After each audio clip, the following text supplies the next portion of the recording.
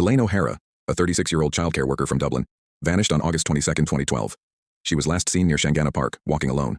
Her car was found parked nearby, her phone was switched off, and her personal belongings were left untouched.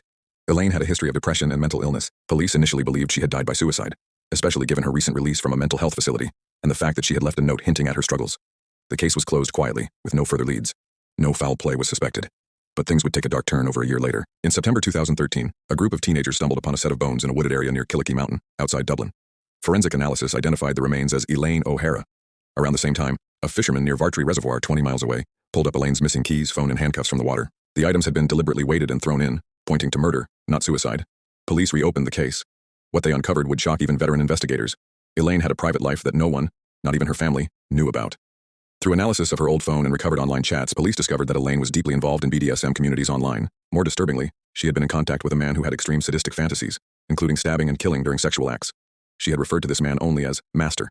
Eventually, police traced his online identity to a married father of two, Graham Dwyer, a successful and respected architect in Dublin, who also taught design at a local college. At first glance, Graham Dwyer appeared normal, even upstanding. But when investigators searched his home and computer, they uncovered a macabre collection of knives, violent pornography, and explicit texts to Elaine and other women. The content revealed Dwyer's obsession with dominance, pain, and bloodlust. He had sent messages expressing his fantasy of stabbing a woman during sex, and Elaine, struggling with mental health, had been manipulated into compliance. One recovered message from Dwyer read, "I want to stick my knife in you. Just a little, just enough to taste you." Investigators found videos of Dwyer performing violent acts on unconscious women, one of whom was confirmed to be Elaine. It became clear that Dwyer had groomed Elaine over time. He fed off her vulnerabilities, promising her affection while slowly escalating the violence. Though she was into BDSM, her journal entry suggested that she often felt unsafe and afraid, but unable to escape the dynamic. On the day of her disappearance, phone records and CCTV footage placed Dwyer near Shangana Park. Both their phones had connected to a nearby cell tower before being switched off. Dwyer had taken her to Killicky Mountain, where investigators believe he stabbed and killed her, then scattered her belongings across several locations to hide the crime.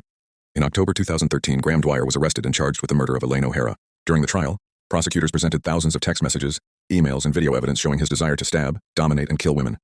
Dwyer denied all charges, claiming the messages were fantasy roleplay and that Elaine had likely taken her own life. But the forensic and circumstantial evidence was overwhelming. The combination of Dwyer's texts, his possession of Elaine's items, and the recovered remains led to a clear picture of premeditated murder. In March 2015, Graham Dwyer was found guilty of murder and sentenced to life imprisonment. It was one of Ireland's most sensational trials, and the first major case to hinge so heavily on recovered mobile data and fetish-related messages. The case sparked national debate around online anonymity and fetish communities, mental illness and coercion, the admissibility of digital evidence. Dwyer's appeal is ongoing as of 2025, arguing that his phone data was obtained unlawfully, but his conviction remains upheld. Elaine O'Hara, IS family, has since spoken about her struggle with depression and the importance of mental health support. They remember her as kind-hearted, intelligent, and someone who was taken advantage of by a predator who wore the mask of a professional.